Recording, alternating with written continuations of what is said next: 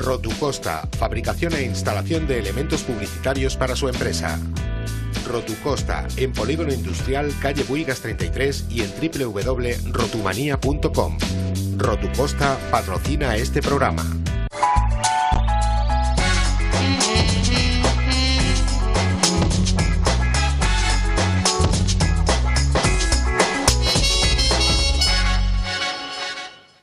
Sabemos los españoles lo que nos cuesta la sanidad pública, es justo el copago que propone el Gobierno. Es necesario poner coto al turismo sanitario. Todo ello lo analizaremos esta noche en Las Luciérnagas, uso y abuso de la sanidad española. Is different you want pills in soluble in water or pill to take? In water. In water? En el año 2011, 700.000 extranjeros utilizaron la asistencia sanitaria indebidamente. Datos que se desprenden de un informe del Tribunal de Cuentas que cifra este gasto en unos 1.000 millones de euros. La sanidad pública en España no es gratuita. Mira, por ejemplo, un inhalador normal que se vende mucho tanto en adultos como en niños jóvenes es el Symbicort, que vale 64,72 y sin embargo el usuario está pagando 2,64. El esfuerzo en la sanidad, dice el Gobierno, ha llegado al tope. Se garantizará la asistencia básica a todos, pero se controlarán los trámites para acceder a ella. Costa del Sol es un sitio de afluencia turística muy grande y claro, yo creo que entre esa afluencia pues ha venido el turismo que se llama de salud, ¿no? Que España es el segundo país de los países de Europa en que las medicinas son más baratas.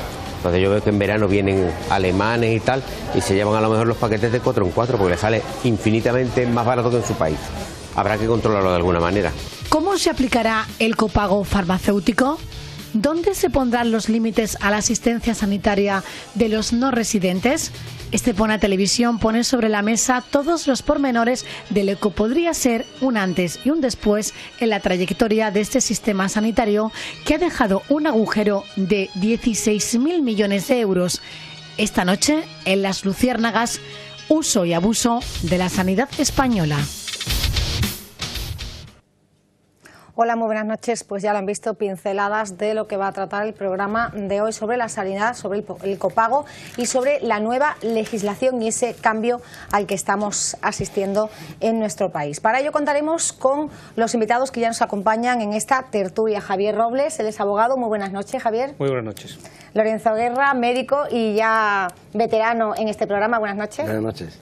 Juan Manuel Usero, farmacéutico. Buenas noches. Buenas noches. Y Pepe Jerez, director de esta casa. Muy buenas noches. Gracias muy buenas noches, a todos por estar aquí. Bueno, pues el comienzo del programa era, como decía, pequeños trazos de eso que estamos llamando el copago sanitario del turismo de salud, pero vamos a ampliarlo y vamos a reflexionar sobre ello, porque tenemos datos.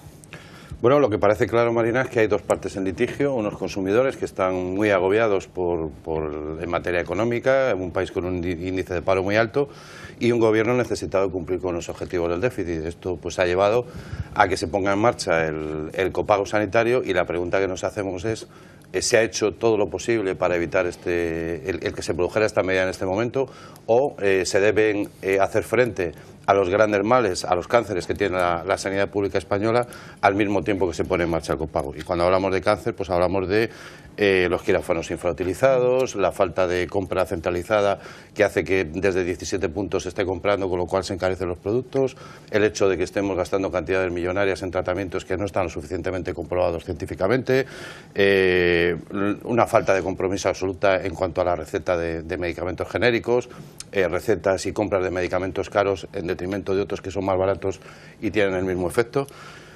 Veremos en este programa, supongo, los expertos nos lo dirán, si esta es la solución. Desde luego parece que desde el punto de vista del colectivo farmacéutico están de acuerdo con la medida, aunque ponen de manifiesto la dificultad que va a conllevar el ponerlo en la práctica. Desde las comunidades autónomas también la aplauden, puesto que se van a ahorrar solamente en las materias que están cedidas a estas más de 7.000 millones de euros. La Comunidad de Galicia, la Xunta, ponía de manifiesto el otro día que esta medida va a tener un efecto más disuasorio que económico, puesto que al parecer en esa comunidad el 83% del gasto sanitario se produce en pensionistas. es decir, solo un 17% son personas que no están cobrando una pensión y lógicamente que pagan el precio de los medicamentos. Y bueno, luego hay otros temas como es el turismo sanitario, como ponía de manifiesto Juan Manuel en el vídeo, y los empadronamientos que se están produciendo en localidades fronterizas fraudulentos para beneficiarse de la sanidad española. Supongo que todo esto lo veremos a lo largo de la tarde. De hecho, teníamos un vídeo preparado sobre esa zona fronteriza, en este caso estamos en la Costa del Sol, pero teníamos un vídeo preparado que es la zona de Extremadura, sí. Donde ya se ha analizado ese turismo de salud. Vamos a verlo. Cola para entrar en la consulta de odontología. La mayoría de los pacientes son portugueses. De Portugal viene mucha gente también. Cruzan la frontera para ir al médico. Vienes aquí, tienes asistencia de todo. Y además, de forma gratuita, ni €1, por ejemplo, por sacarse una muela. Con la tarjeta internacional no se le cobra nada. La tarjeta facilita que España reclame a Portugal el dinero que se gasta en la atención, pero el año pasado solo se recuperó el 40%. La sanidad a extranjeros costó más de 1.000 millones de euros. Nosotros allí pagamos y ellos aquí no pagan, date cuenta lo que tenemos. No debería ser así. El Tribunal de Cuentas ha alertado de la mala gestión para recuperar el dinero, a lo que hay que sumarle los trucos de los pacientes. Por ejemplo, asistencia urgente más cara, una asistencia no tan urgente sino de consulta. Y otra típica en Extremadura, decir que se vive en España. Vivo aquí en Olivenza. Pero a la hora de localizar a esa persona, Vamos al teléfono, no contestan y después dicen, no, es que yo no vivo aquí. Es decir, se ha empadronado de forma fraudulenta en España. Esa es la picaresca, ese turismo de salud del que estamos hablando, pero también hoy queremos analizar la legislación, queremos hablar de una ley que se tiene que llevar a la práctica con fecha del 30 de junio. Está con nosotros Javier Robles, él es abogado. Cuéntanos un poco, avánzanos un poco cuáles son los puntos más importantes que más importan al ciudadano, o sea, que más le atañe al ciudadano. Bueno, buenas noches. Lo primero, yo creo que la ley es una buena ley. En principio lo que matiza es determinadas cosas que en este momento estaban un poco en el aire, define perfectamente quiénes son los ciudadanos de derecho para poder utilizar la sanidad pública y por otro lado, para mí la parte más importante de la ley es que marca una cartera de servicios a todos los españoles. En este momento existe una disparidad entre los servicios que se prestan en distintas comunidades autónomas y esta ley viene a clarificar y a unificar ese criterio. Hay una circular de la Comunidad Europea, por lo cual a España no le dieron en su momento la tarjeta universal, porque esta discrepancia entre las comunidades autónomas hacía que ese servicio no fuera igualitario en todas partes del territorio. Con esta ley en la mano, a partir de ahora se divide en tres categorías, lo que sería la cartera común, la cartera complementaria y los servicios especiales. Eso sería obligatorio para todas las comunidades autónomas en este momento. Y a partir de aquí, si alguna comunidad autónoma quiere marcar algún servicio adicional, lo que tiene que hacer es dotar a ese presupuesto de una partida presupuestaria fija y determinada, sabiendo que ese dinero no le va a venir, no le va a ser devuelto por parte del Estado. Esto unifica bastante el sistema. Yo, si quieres, lo dejo aquí y a partir de luego tendremos tiempo de entrar en más detalles. Lorenzo, desde el punto de vista médico. Sí, precisamente como indica Javier, es una normalización de una serie de actos que están ahí perdidos, precisamente la que abría la puerta para que ese turismo sanitario o ese tipo de acciones hagan de que realmente no sepamos dónde va el extranjero que viene. Puede, en cualquier comunidad puede hacer a ciertos servicios que en sus países no son financiados y aquí sí, ¿no? Entonces pone un poco el coto y normaliza y legaliza quién debe de... En el vídeo que salía en el que los portugueses vienen aquí, todos tienen que saber que en Portugal el asistir a una consulta de atención primaria tiene que pagar el usuario 2,5 €. O sea, en casi todos los países europeos, menos Inglaterra, tiene ahí un copago que más que recaudador es un poco disuasorio y un poco de educación de cómo utilizar los servicios sanitarios. Yo creo que esto da el marco independientemente de normalizar a nivel estatal y después las comunidades autónomas regularán esas prestaciones que darán, pero con la dotación presupuestaria adecuada para realmente hacer frente a ese pago sin tirar de la teta del Estado, ¿no? Hablamos del copago sanitario, decía la ministra de Sanidad, Ana Mato, con esas críticas del Partido Socialista, que no se va a quedar nadie sin ser asistido, que habrá una sanidad básica, una sanidad mínima para todas las personas que estén en este país, sean residentes o no lo sean, pero será una sanidad mínima. Hablamos ahora del copago a nivel farmacéutico, lo vamos a analizar dentro de unos instantes en las farmacias, pero Juan Manuel, ¿vosotros cómo veis esa aplicación a tan corto plazo? Decías que te parece demasiado rápido. En 2 meses los técnicos de la administración tienen que trabajar muy bien para llevarlo a cabo, ¿eh? Ten en cuenta que es cambiar todo el sistema de recetas, el sistema de pago, tenemos que cambiarlo a nivel informático, la administración también debe adaptar su sistema al nuevo sistema, entonces yo lo veo muy corto el plazo para aplicarlo, pero vamos, ellos sabrán. Bueno, nosotros hemos estado precisamente en tu farmacia en Estepona y nos enseñabas esos genéricos que dices que habría que intentar, o que se supone que la ley va a promover que se sigan recetando los genéricos porque son un ahorro, y aparte nos mostrabas esos medicamentos que son para enfermos crónicos, que son los que realmente más están sangrando a la sanidad porque son muy caros y se pagan lo mínimo. Vamos a ver ese vídeo.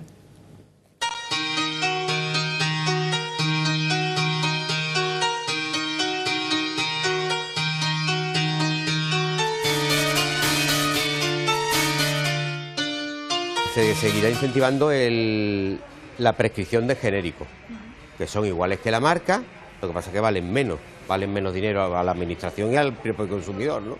Lo que se intenta es, a nivel andaluz ya se ha hecho, a nivel de España entera, que se vaya aumentando, que los médicos vayan prescribiendo cada vez más genéricos. Y aquí, teniendo el punto negro, significa crónico, para enfermedades crónicas, y estos pagan solamente 2,65. Este que es para la lo mismo, tiene el punto. Este es para la epilepsia. Este creo que es para la tensión, como puedes ver el punto negro. Y las insulinas, que son crónicos totalmente, se ve el punto negro. Y nosotros mismos somos conscientes. Vamos, yo sí, porque estoy dentro del sistema y sé lo que vale una consulta, sé lo que puede valer una cama médica, sé lo que puede valer una operación de determinado tipo, y eso es una infraestructura grande, precisa, que tenemos todos los españoles y que nos cuesta un dinero, que lo pagamos a través de los impuestos, pero que después a la hora de usar ese servicio no sabemos lo que en realidad físicamente está costando, ¿no? La Costa del Sol es un sitio de afluencia turística muy grande y claro, yo creo que entre esa afluencia pues ha venido el turismo que se llama de salud, ¿no?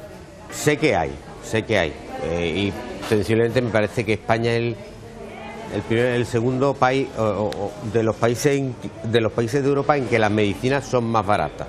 Entonces yo veo que en verano vienen alemanes y tal y se llevan a lo mejor los paquetes de 4 en 4 porque les sale infinitamente más barato que en su país. Una cosa que había ahí, yo sabía que venían gente a operarse solamente a lo mejor de rodillas, personas mayores y tal, que venían a residir a operarse de rodillas.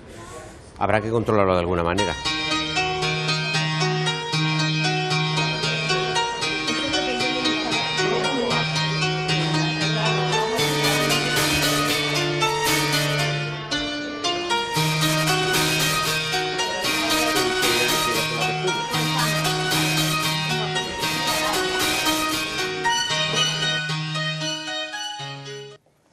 Pues probablemente ese dato de 16.000 millones de euros, ese agujero en la sanidad que hay ahora mismo en España, tenga parte de culpa ese turismo de salud del que estábamos hablando y parte de culpa la mala gestión que se ha estado haciendo hasta ahora. Hay más zonas en España donde se está produciendo esto que hablamos de la Costa del Sol. Y más ramas diversificadas de esta fuga de dinero, ¿no? Por ejemplo, en la comarca de Melilla, donde evidentemente no se produce un turismo sanitario, ni hay empadronamientos falsos, pero la ley del menor y la ley de extranjería concede una serie de privilegios a los residentes, o a las residentes en este caso, en las poblaciones limítrofes de la ciudad autónoma, ¿no? Para que te hagas una idea, de los 2.400 partos que se produjeron el año pasado, el 52% no correspondía a población residente en Melilla, sino a mujeres que son residentes de pueblos de Marruecos, cercano a la comunidad autónoma, que se dice ya que están empezando a vivir en pisos patera, que los tienen allí, digamos, alojadas, que acuden a las consultas como si fuera con carácter de urgencia y cuando se ponen de parto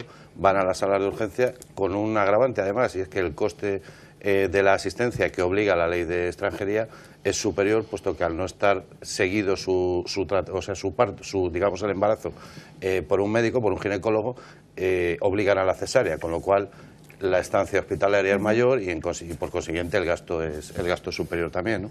De hecho, un informe al que hemos tenido acceso de Antares Consulting dice que entre 600 y 1.100 euros al día es el coste de una cama hospitalaria. Estamos hablando del coste de una cama hospitalaria que nadie sabe, bueno, lo veíamos en el vídeo, la gente no es consciente de lo que cuesta la sanidad en nuestro país, de lo que nos cuesta a todos estar pagando el que la gente se crea que es gratis, que no lo es. Hablamos de esa legislación, comentabas antes que hay pequeños detalles de la ley que no quedan muy claros. No, yo creo que hay algunas todavía lagunas que tendrán que irse clarificando. Ya se ha provocado una cierta controversia con relación al tema de quiénes eran los partícipes o los que podían disfrutar de una sanidad pública. La ley es bastante clara en este sentido. Todos los españoles, independientemente de la edad, la única diferencia es que a partir de los 26 años hay que solicitar la tarjeta personal y no la familiar, que es en la que estamos enclavados, pero todos los españoles. Y con respecto a los extranjeros, todos tienen derecho a una sanidad de emergencia o de urgencia, y los menores de 18 años a una sanidad tan completa como la de cualquier español. Es decir, que un extranjero menor de 18 años que se encuentre en nuestro territorio disfrutará de la misma sanidad que tenemos todos, es decir, una sanidad completa y universal. Y luego lo que se establece por primera vez, que es el concepto de la palabra copago, es la participación o la aportación que cada uno de nosotros tenemos que hacer en función de nuestro nivel de renta. Evidentemente, a más renta, más aportación, y a menos renta, menos aportación. Y esa aportación va desde los 8 euros mensuales para rentas hasta pensionistas básicos, 18.000 euros. De 18.000 a 100.000 van a ser aproximadamente unos 18 euros, y a partir de 100.000 euros van a ser 60 euros. Todo lo que sea un gasto superior a esto, el paciente tendrá que abonarlo y después reclamarlo a la comunidad autónoma correspondiente, que tendrá un periodo de 6 meses para su devolución. Bueno, pero eso de momento, porque te lo has estudiado, pero eso no ha salido todavía a la luz, no se ha sacado a la opinión pública. Bueno, estamos hablando de lo que pone la ley. Yo os estoy contando lo que pone la ley, y eso es uno de los temas que yo creo que necesitará, puesto que va a ser un tema también de administración por parte de las farmacias, que van a tener que ser recaudadoras, y por eso digo que habrá cosas que habrá que ir ajustando y aclarando con el paso del tiempo. Bueno, pero ocurre que como todas las leyes y cada vez que se implanta un nuevo sistema, digamos que las dificultades que provoque su funcionamiento se irán subsanando sobre la marcha. Lo que pasa, Pepe, es que es verdad que yo creo que esta es una ley muy necesaria. Estabais comentando muchos de los abusos que se han producido, y creo que esta ley lo que intenta es frenar el gratis total en momentos de mucha bonanza. Y también el dispar criterio con que las comunidades autónomas han estado prestando la sanidad en determinados conceptos que en unas eran aceptables y en otros no, y esto lo que hace es poner un poco de orden en todo este sistema. Y unificar nuestro sistema sanitario. Me vas a perdonar, pero yo creo que hay otro punto muy importante para aquellos que viajamos por el territorio español, que es que ahora ya no te puedes encontrar con la posibilidad de que una comunidad autónoma no te atienda. Eso que ha sido también un problema durante los últimos meses, como todos hemos leído, entre la comunidad vasca y la comunidad navarra. Esto ya la ley lo deja claro, de que todos los españoles tenemos derecho a la asistencia en todo el territorio. Y el gobierno dota de una cantidad para pagar estos traslados, ya sean traslados de corta duración, de menos de un mes o de más de un mes. Esto también creo que es un buen punto para todos los que en un momento determinado nos podemos encontrar enfermos, y te puedes encontrar con la situación en donde la comunidad dice: oiga, yo no le atiendo porque esto no es una urgencia. Ahora ya es completo. En el caso de la asistencia primaria, ¿vale? ¿Hasta ahora se estaba controlando a la gente que acudía a un centro de salud para ser asistida? Bueno, curiosamente, la adecuación de la atención primaria a lo que es la asistencia médica era el pilar básico para realmente ir cortando el flujo hacia hospitales. Si pensamos en el ámbito de Estepona, todo el mundo sabe que, bueno, ¿para qué voy a ir al centro de salud? Me voy al hospital. Eso hace que la atención hospitalaria pues se masifique, por lo tanto un gasto hospitalario mucho más caro que un acto médico en un centro de salud.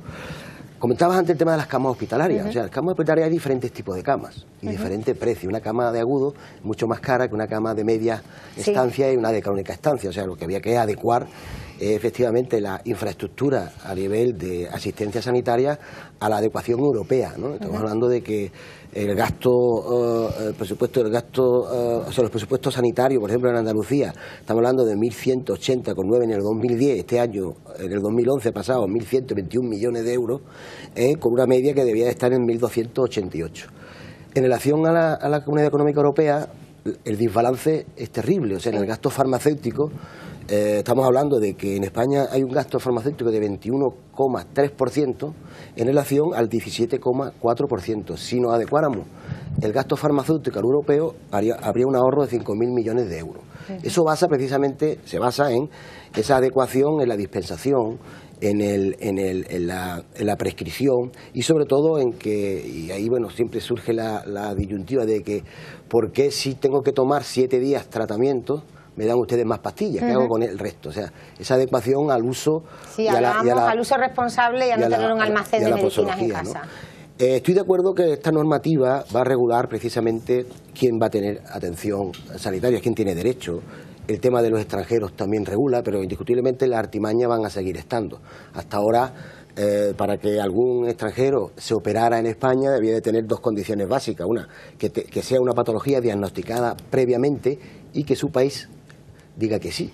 Aquí se ha visto hasta ahora de que esa patología previa que la venía la utilizaba como una urgencia, iba al hospital y allí se operaba y se ponía un marcapaso, por ejemplo. De urgencia. Esos gastos, te puedo decir que en Andalucía el año pasado facturó 24.000 millones de euros a Europa en actos médicos a residentes extranjeros.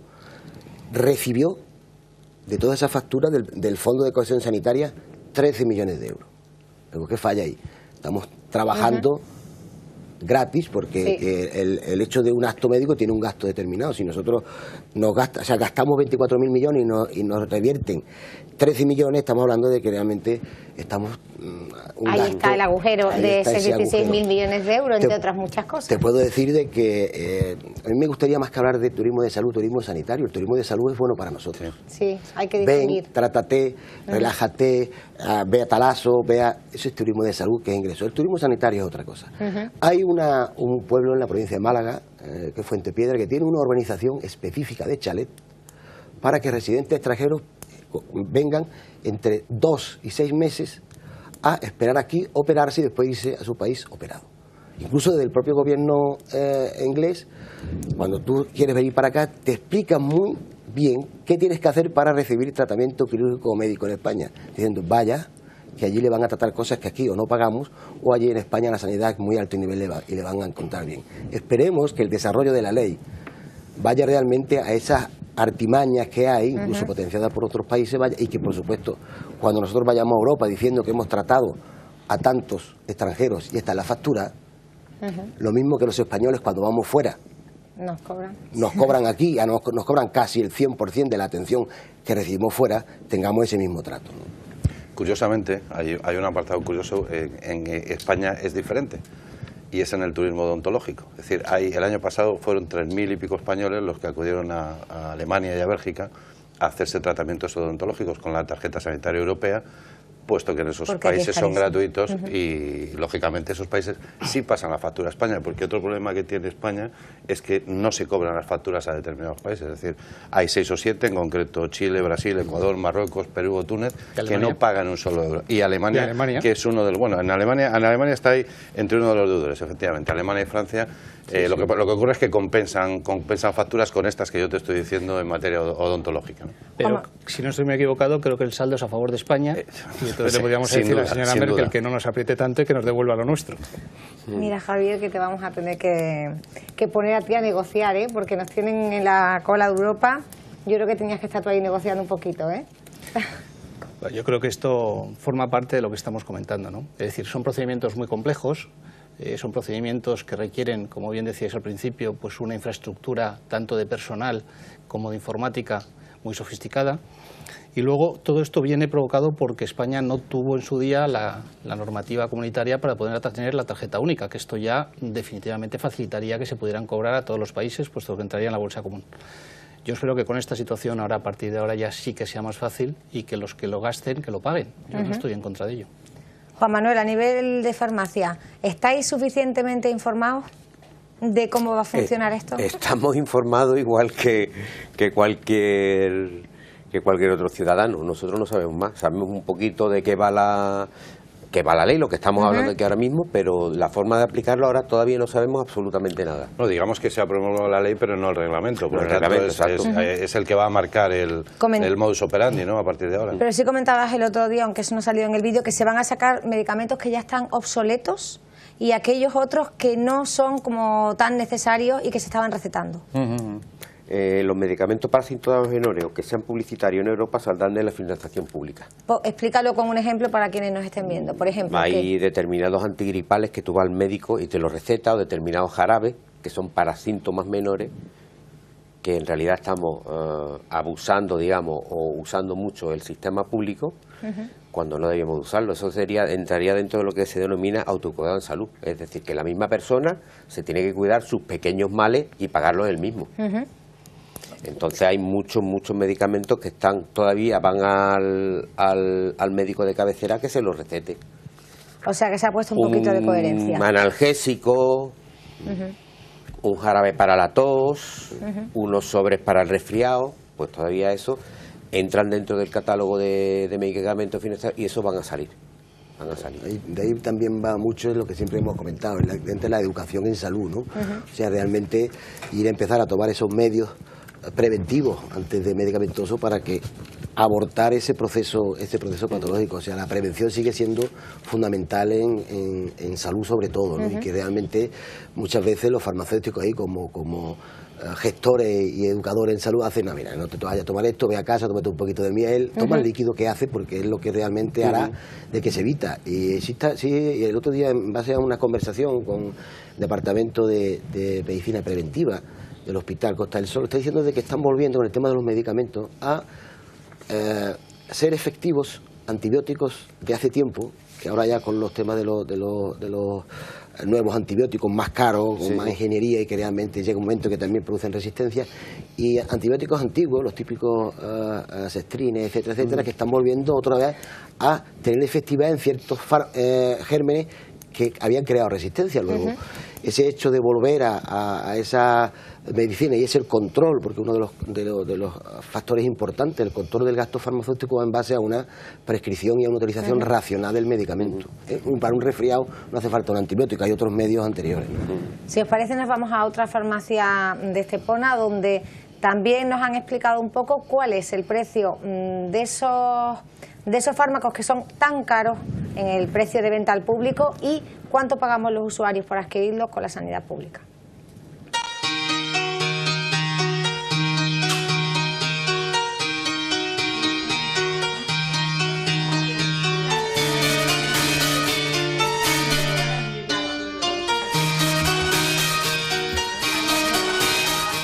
Hoy en día no sabemos mucho, simplemente sabemos que el BOE ayer ha publicado y desde ayer ha entrado la ley en vigor.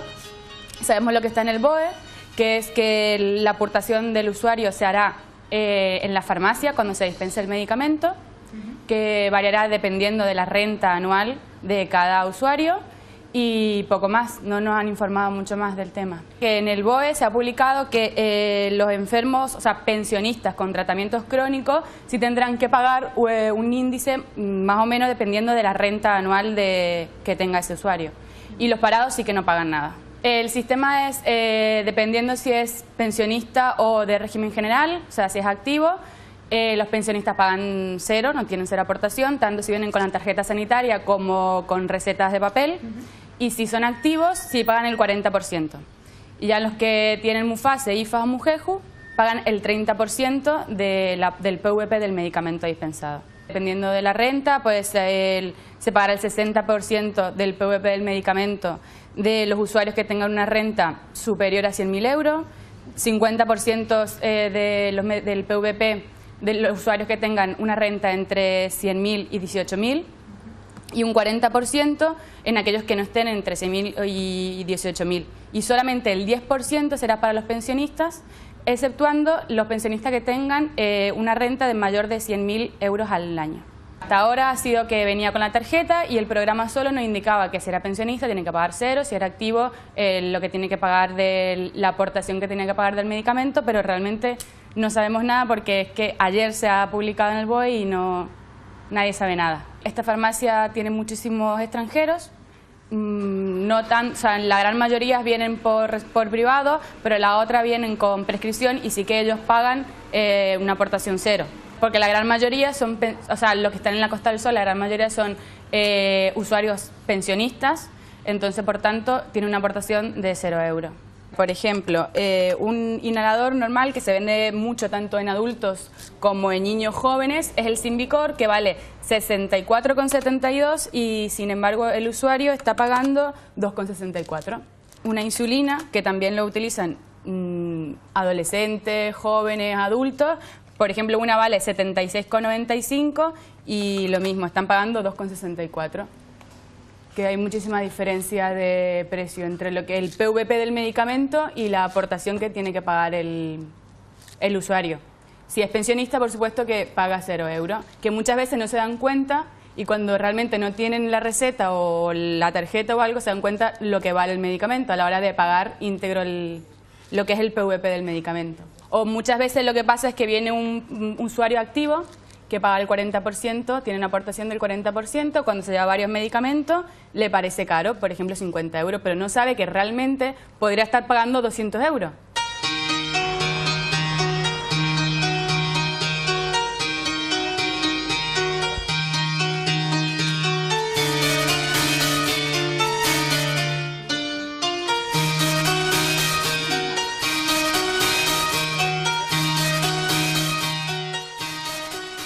Pues queda claro que la sanidad española no es gratuita, que los precios de venta al público son muy caros en proporción a lo que finalmente se paga por esos productos, sobre todo por los crónicos, como decíamos. Juan Manuel, es cierto, 2,64 es el precio que se pone de venta hasta ahora, antes de que se aplique la ley. Hasta ahora, sí, ya pudiera costar el medicamento desde 10 euros, te pudiera costar 3.000 euros que tú pagabas 2,64.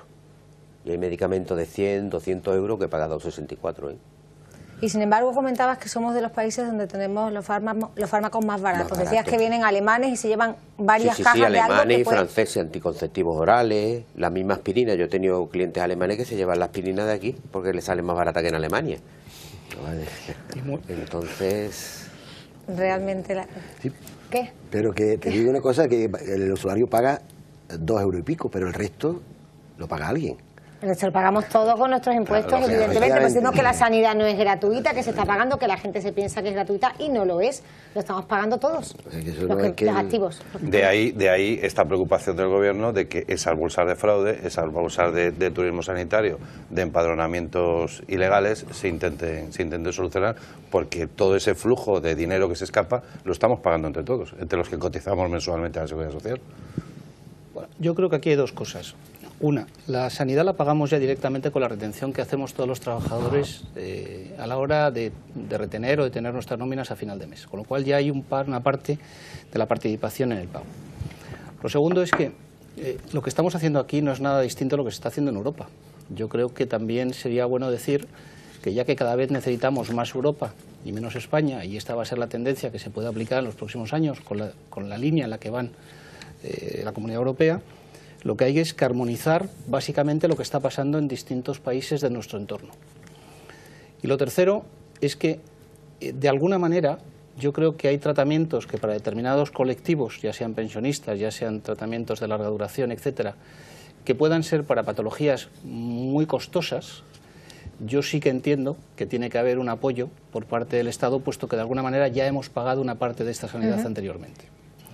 Pero dicho esto, también digo que quizás lo que tengamos que acostumbrarnos es a pagar un poquito de manera proporcional a lo que cuestan las cosas. No acostumbrarnos a que valga 200 o valga 2, paguemos siempre lo mismo. Y luego, por último, y ya volviendo al tema de la ley, no dando una opinión, yo diría que me gusta en la ley que el Gobierno será el que fije la lista de medicamentos que estén o no estén en la lista de medicamentos subvencionados, para evitar que en una comunidad autónoma hoy determinados productos estén subvencionados y en otras comunidades autónomas no estén subvencionados. Comentábamos aquí hace un segundo que aquí en la comunidad autónoma en la que estamos, en Andalucía, hay recetas de la comunidad y de la Junta de Andalucía y recetas de carácter nacional. Y esto creo que con esta nueva normativa se va a acabar. Juan Manuel, ¿sabéis sobre eso ya? No sabemos nada, pero vamos, sabemos desde que empezó el sistema de precios de referencia, etcétera, etcétera, y los listados de medicamentos que la Junta de Andalucía, por ir en contra de los que estaban gobernando en aquella época, dejó una serie de medicamentos para que los financiaba la propia Junta de Andalucía, que no tenían financiación, a nivel nacional no tenían financiación. ¿Y crees como farmacéutico que realmente esto va a hacer de efecto disuasorio para que muchas personas no vayan tanto a la farmacia a comprar porque les sale muy barato? ¿O ellos creen que les sale muy barato? Puede tener efecto disuasorio muy al principio, las primeras, pero bueno, yo creo que después la curva se mantendrá. ¿Sí? Se mantendrá, quizá un poquito más baja de lo que es ahora el consumo, pero se mantendrá. Lo que lo notaremos al principio un poquito sí, pero ya cuando la gente se acostumbre a que los 8 euros del pensionista, que no lo pagará el pensionista porque estará el hijo, que si el padre no lo puede pagar se lo va a pagar él, etcétera, etcétera. O sea que todavía las redes familiares funcionarán. Bueno, pero de momento en la farmacia me imagino que sí que los usuarios ya estarán preguntando sobre esto. Sí, ya están concienciados. El ¿Sí? otro día me llegó una persona y dice, mi madre que sí tiene que pagar ya algo. Digo, no, todavía no, todavía no. Pero que sí, ya se nota cierto revuelo entre los pacientes que están preocupados porque no saben lo que va a pasar. También hay otro punto, y es que dice que se van a clarificar los trámites para el empadronamiento para que este no sea el único requisito para recibir asistencia sanitaria, que se van a establecer unos requerimientos, porque había personas de otros países que residían en España que incorporaban en su tarjeta sanitaria a todas las personas de su familia que no estaban viviendo aquí y que esas personas venían exclusivamente para la atención sanitaria. Eso es algo que se estaba haciendo hasta ahora y que se va a intentar controlar. No sé cómo, no sé qué requisitos se van a pedir a la hora del empadronamiento, no lo sé si lo sabréis vosotros o no, pero realmente eso es lo que se quiere, una de las cosas que se quiere controlar para conseguir acabar con ese déficit que tenemos a nivel sanitario. Nosotros hemos preguntado en la calle, la puerta del centro de salud, esta mañana hemos preguntado a los usuarios qué les parece eso de que la gente de fuera pueda estarse beneficiando de la sanidad que estamos pagando los españoles con el fruto de nuestro trabajo. Vamos a verlo. Hombre, en principio si no está contribuyendo está mal, pero también por otra parte pues da un poco de, quizás, no sé, de pena o de que son personas también. Lo que pasa es que los pagamos todos y, hombre, está feo, está mal, nos perjudica a nosotros. ¿Y qué te parece? Que vengan Hombre, incluso fatal. a operarse a operaciones... O sea, nos tomarán por tontos fuera, no lo sé, eso parece. Pues a mí me parece mal, porque estamos los españoles contribuyendo toda la vida y tenemos derecho. Ahora, si hay una emergencia, una persona no se va a dejar de morir por las buenas, pero que como está la sanidad y como estamos todos, tenemos que atendernos los nuestros. Porque es que estamos cotizando toda la vida, además como está la sanidad, tenemos que ayudar un poquito, ¿no? Que se abusa mucho de la sanidad, porque han venido gente expresamente en aviones de la Gran China a operarse a España y todo gratis. Tienen para pagarse un avión, y sin embargo vienen a la medicina. Y aquí los españoles, yo me operé de cabeza hace unos años y de máxima urgencia me tiré 10 meses en lista de espera. Si ellos están aquí empadronados y están pagando como todos los españoles, pues me parece muy bien. Todo tiene su parte buena y su parte mala. No podemos estar en contra porque hay que darle ayuda a todo el mundo, pero quizás lo pagamos demasiado nosotros. Si no contribuya, todo lo que sea no contribuye es malo para todo el mundo. Ahora, el que paga y viene, me da igual que venga de extranjero como que viene de Cincinnati. Siempre que el amigo pague. Eso está mal, ¿verdad? Porque resulta de que, bueno, están los de aquí o el que también está aquí viviendo, pero venir precisamente porque en sus países le cuestan mucho, no se lo hace, venir aquí a lo nuestro tampoco es normal, ¿verdad? Yo lo veo bien. Yo lo veo bien, que vengan y que den dinerito y que puedan... Y ya está. Venga, gracias. Venga, hasta luego. Eso no puede ser. Eso tienen que pagar los países de origen, claro. Una cosa es el que vive aquí y otra cosa es el que está viniendo, pero eso no es de ahora. Hace ya muchísimos años que están haciéndolo. Porque a mí hace 7 años me pusieron 2 en Carlos de Haya y me contaba la secretaria que venían 15 días y por una tercera parte de lo que le costaba en Inglaterra venían a hacerse la misma prueba aquí. O sea que eso no es nuevo ahora. Parecería estupendo que los países de origen, que vengan de vacaciones, se hagan este tipo de visitas, pero que luego se les reclame el dinero al país, a Inglaterra, a Alemania, donde venga. No tenemos por qué pagarlo nosotros. Fatal. Sí. Nos ha costado muchos años echar a los moros, por ejemplo, 740 años de echarlos y ahora están aquí otra vez invadidos, estamos. Y nada, pues me parece que haya quiere medicinas a los españoles, pero a los extranjeros, vete tú a su país, verás, lo que te dan 2 tiros. y Aupa Athletic. Bueno, pues esa es la opinión en la calle. Terminamos con ese AUPA Athletic, y es que en la calle, evidentemente, a la gente no le apetece que estén abusando de nuestra sanidad. Hay más detalles que no hemos Mira, Marina, en este sentido comentaba la ministra, es que lo estaba leyendo ahora mismo mientras la escuchaba, comentaba la ministra que se había aplicado mal en su día cuando se aplicó la directiva europea del 38/2004, y entonces, pues claro, cualquier persona simplemente con el padrón tiene derecho a la asistencia sanitaria. Para los extranjeros no comunitarios incluían en esa tarjeta a todos sus parientes, de manera que esos parientes viviendo, por ejemplo, en Sudamérica y teniendo un problema grave que necesita de una asistencia que allí no les prestan o les cuesta, la tienen que pagar y es un tratamiento carísimo, por un billete de avión tenían esa operación y tenían ese tratamiento garantizado en España. Viniendo de la Gran China, como ha dicho esta señora. O de Cincinnati o del extranjero. Sí. Tiras de un padrón en un domicilio particular y está pues dos ciudadanos europeos, ingleses, y ahí viviendo 10-12 personas. ¿Qué casa es esa? En el sentido de que precisamente utilizaban su casa, su empadronamiento para empadronar a la familia, efectivamente, para poder acceder al sistema sanitario, ¿no? Se trata de poner coto a la utilización ilegal de nuestros servicios sanitarios y a los abusos que se están asumiendo en este campo, que se estaban asumiendo en este campo y que espero que esa picaresca se pueda controlar. Pero hay más detalles de la ley que queríamos comentar, Javier. Hay un punto sorprendente, que es que los propios políticos se hayan mantenido su propia situación con el 30% como tenían antes y que no se les haya tocado ni para arriba ni para abajo. Eso parece sorprendente. Estas son la aportación de los mutualistas, las clases pasivas de la Mutualidad General de Funcionarios Civiles del Estado. Recordemos que la mayoría del Gobierno son funcionarios del Estado y la mayoría de los parlamentarios también. Y estos quedan como están.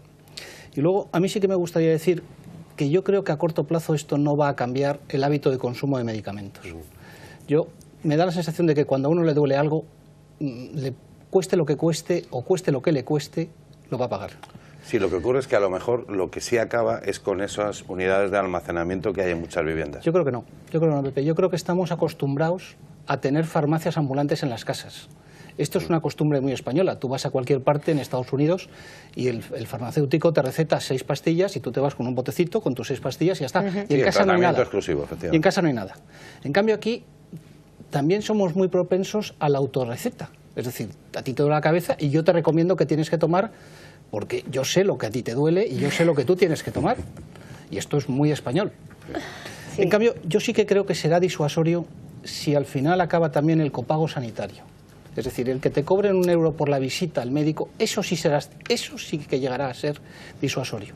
Sí, eso evitará la acumulación en muchas ocasiones de gente que va a los ambulatorios exclusivamente porque no tienen otra cosa mejor que hacer. Bueno, porque dices, ¿dónde vas el domingo por la mañana? El Corte Inglés está cerrado, pues vámonos al ambulatorio y pasamos allí, conocemos gente, siempre hay alguien con quien hablar, siempre hay alguien que tiene algo parecido a lo tuyo, y entonces echas el día. Ahí si le cobras, pues será como el cine, que cada vez va menos gente. Sí. Un chiste en el daño de los centros de salud es que, bueno, los días se ven 2 o 3 personas en la sala de espera y un día falta una de ellas y le pregunta, oye, ¿qué le pasa a Mari? Que hoy está mala. No se encontraba bien para venir al centro de salud. Independientemente de la broma, efectivamente, el copago y además el copago sanitario, que bueno, que no ha salido aquí, pero tiene que salir y además a nivel de Europa, todos los países, menos a Gran Bretaña, tienen copago. Curiosamente, la atención primaria en todos los países es de copago en Europa. En España, en cualquier país, se hace una relación y mira los copagos, los tickets, 10 euros, 2,5 euros, unos máximos de incluso de hospitalización y arreglando unos tickets moduladores para que realmente la gente utilice y use esa prestación sanitaria de una forma racional, ¿no? Eso sí va a incidir indiscutiblemente en la presión de asistencia y por ende, lo que puede también hacer un poco bajar los índices de gasto farmacéutico. Acude menos, por lo tanto prescribe menos, independientemente que yo creo que la farmacia y el médico de casa y el amigo seguirá recetando y también se acabará en ese aspecto en cuanto se regule, como decíamos, pues la prescripción unipersonal y por dosis. Si son 7 días a 3 pastillas son 21 y no sobran más, ¿no? Poner en valor el medicamento. Tengo un dato aquí que el año pasado se tiraron 3.700 toneladas en España, que supuso un derroche de 1.200 millones de euros. Es el segundo país del mundo en consumo de medicamentos. ¿Cómo lo ves tú desde la farmacia? Hombre, yo en la farmacia, como Estoy en ella y me he criado en ella, me he criado en este hiperconsumo de medicamentos. Hiperconsumo, lo dices tú, hiperconsumo de medicamentos, sí. Y bueno, pero vamos, que muchas veces la administración pone en el punto de mira al farmacéutico y nosotros no somos, son los prescriptores. Entonces los prescriptores donde hay que... Hay un dato que, bueno, o sea, el gasto farmacéutico transparente es el de las recetas. Ahora, hay un gasto farmacéutico no transparente que es de los hospitales. O sea, es que habitualmente yo, datos, te puedo decir de que, por ejemplo, por recetas, prácticamente es transparente el 100%. Ahora, en los hospitales, como es una gestión privada a la hora de surtir a los hospitales de medicamentos, y sabemos que los medicamentos hospitalarios y demás son muy, muy caros. Ahí hay datos que realmente se pierde un agujero en el tema que gasto sanitario. Se hace un listado y un estudio de cómo gastan los hospitales en distintas comunidades, dependiendo de que sea gestión mixta, gestión privada. Los datos son impresionantes, porque claro, cada uno se provee con quien puede, independientemente después de la deuda farmacéutica o la deuda a otros proveedores. Bueno, que en Andalucía vamos en el ranking de deuda farmacéutica y de deuda a otros proveedores, y eso hace un poco también ese desvío hacia la prescripción hospitalaria de bastante nivel y muy caro, y que realmente no sabemos el control de ese gasto, que ahí es donde precisamente habría que coger y decir, no, cuáles son sus gastos, hasta dónde puede llegar y qué medicamentos tiene que tener, porque ahí es un gasto que dispara el gasto farmacéutico global, pero siempre parece que echamos a los prescriptores o al gasto de la farmacia de ciudadanos. Hay una farmacia hospitalaria que maneja unos presupuestos y unos dineros impresionantes, ¿no? Y luego lo que comentábamos al principio, porque nos estamos centrando mucho en la dispensa de medicamentos, en el abuso, en el uso, en el turismo sanitario, pero luego hay un déficit sanitario estructural que también hay que atajar, que era lo que hablábamos antes, ¿no? Hablaba Lorenzo de la gestión hospitalaria, la saturación de determinadas plantillas en centros hospitalarios, mientras que hay otros sitios que carecen de la dotación de profesionales que necesita, especialmente en pueblos diseminados, y eso provoca un encarecimiento en cuanto a horas extraordinarias.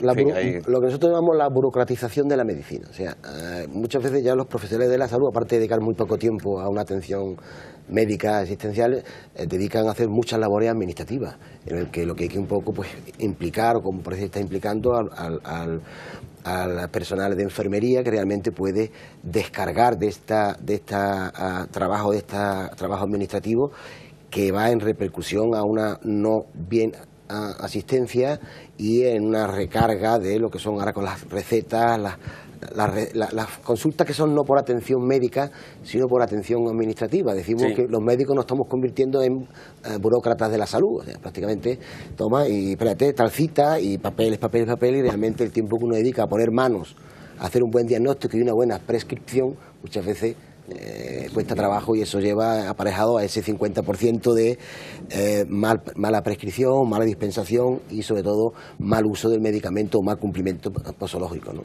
Bueno, la titular de Sanidad también ha anunciado que va a pedir un esfuerzo, no sé cómo se traducirá eso, a los laboratorios para que los envases se adecúen a la duración de cada tratamiento, que es lo que hablábamos antes, que es el tratamiento que el médico te ponga sea el envase que tú recibas. Pero claro, los laboratorios ahora mismo aquí traen las pastillas que sean y se acabó.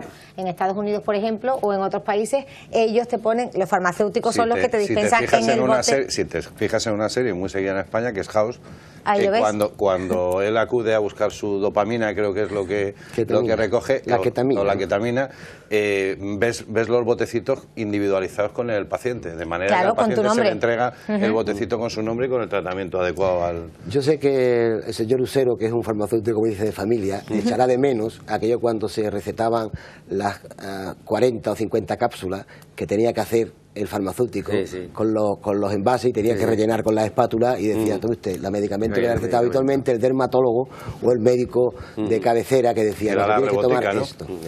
La rebotica. Yo debo ser muy joven porque no lo recuerdo. Qué joven eres, Javier. Tú lo que tienes es que empezar a tratarte por lo del amigo alemán. Eso es verdad. No, yo voy a decir dos cosas que sí que me gustaría que quedara clara hoy. Es decir, creo que tenemos una sanidad que no es excesivamente cara, solo son el 1,5% del Producto Interior Bruto. Y luego creo que tenemos unos, independientemente de que los profesionales estén más ubicados, unos excelentes profesionales en la sanidad. No hay ninguno de nosotros que no hayamos ido a un hospital y que hayamos salido encantado con el tratamiento que nos han dado, tanto el médico como las enfermeras, como los auxiliares, como todo el servicio sanitario. Entonces yo ahí sí que creo que tenemos una, si no la mejor, para mí es la mejor sanidad del mundo, una de las mejores en ese servicio. Y luego sí que hay un negocio en torno a los hospitales que también se debería atajar, que es todo el negocio paralelo que está dentro de los hospitales. El propietario de la máquina especializada de no sé qué, que tiene después a su empleado, que es el que utiliza esa máquina porque no la utiliza nadie. Entonces, ahí se producen unas subcontratas muy parecidas a las del mundo de la construcción, en donde hay subcontrata, subcontrata, subcontrata, subcontrata, que hacen que esto de alguna manera esté encarecido.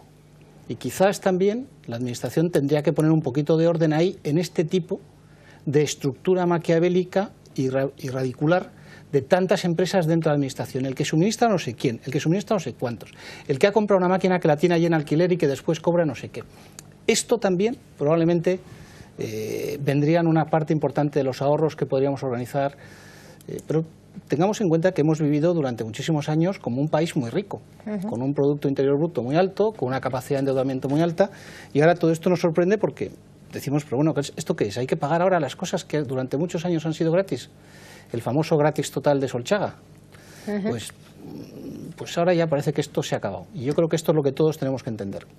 Bueno, como has hablado de Solchaga, ya vemos que no eres tan joven. No lo he leído, soy muy leído. De todas formas, lo del copago ya viene en una comisión que se llamaba la Comisión Abril, que estaba presidida por un vicepresidente que estuvo con Adolfo Suárez. Abril Martorell. Abril Martorell. Y ya se hablaba hace 20 años del copago. Y era una comisión que se creó para el tema este y recomendaba el copago. Eso te hago hace 20 años. Bueno, nosotros llegamos al final, casi al final de nuestro tiempo de esta noche en Las Luciérnagas, pero como siempre, antes de despedirnos, pedimos a las personas que han participado en nuestra tertulia que terminen con una reflexión o con una conclusión sobre el tema que hoy nos ha ocupado, en este caso ha sido la sanidad española. Como Javier ha sido el último en hablar, voy a empezar con Juan Manuel Lucero, con esa reflexión o conclusión. Bueno, yo la reflexión, la conclusión que tengo a nivel más general, y era que tanto la educación como la sanidad debía haber un pacto estatal de todos los partidos políticos y que no se debía tocar. Y lo que se tocase fuera con consenso de todos. Esa es mi opinión. Pepe.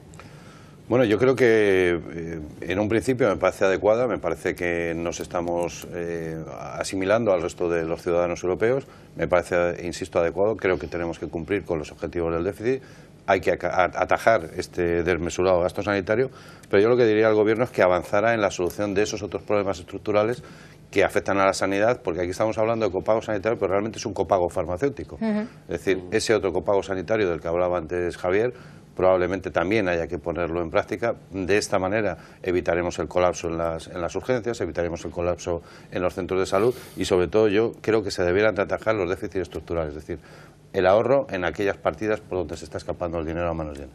Lorenzo. Sí, yo creo que la norma lo que hace es una regularización y una planificación plana, valga la redundancia, de lo que es la atención sanitaria y farmacéutica a nivel nacional, indiscutiblemente, aparte de la regulación del copago farmacéutico en base a una serie de rentas, sabiendo de que la atención sanitaria va a ser universal y que aquellas personas que no tengan recursos seguirá atendiendo su prestación sanitaria, incluso farmacéutica, ¿no? Gracias, Javier. Yo creo que la normativa viene a poner un poco de orden en lo que hasta ahora hemos tenido 17 reinos de taifas, en donde intenta de alguna manera decirnos que no todo puede ser gratis y donde el que más tiene que contribuir más, donde tienen que hacer un ajuste para realmente no desfavorecer a las rentas más bajas y las rentas de integración, y que, bueno, habrá cosas que últimamente pensábamos que eran gratis y que vamos a tener que pagar. En principio, a mí me parece, para las circunstancias económicas que estamos viviendo, cosa distinta es hace 4 o 5 años que íbamos todos mejor, me parece muy razonable. Bueno, pues con estas conclusiones nosotros nos quedamos y llegamos al final de este espacio que cada noche de los jueves llega hasta sus casas. Muy buenas noches.